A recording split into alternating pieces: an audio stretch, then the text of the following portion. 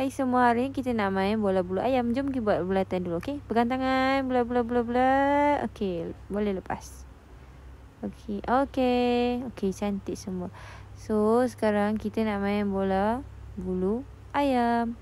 Cara dia, saya akan baling kepada kawan kamu dan kawan kamu harus sepak bulu tu, sepak bulu ayam ini kepada kawan kamu yang lain. Okey.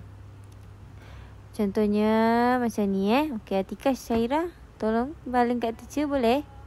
Okey. Baling kat kaki teacher, okey? Okey, 1, 2, 3. Baling. Macam tu. Lepas tu nanti Hani akan sambut. Bijaklah Hani. Bagus Hani.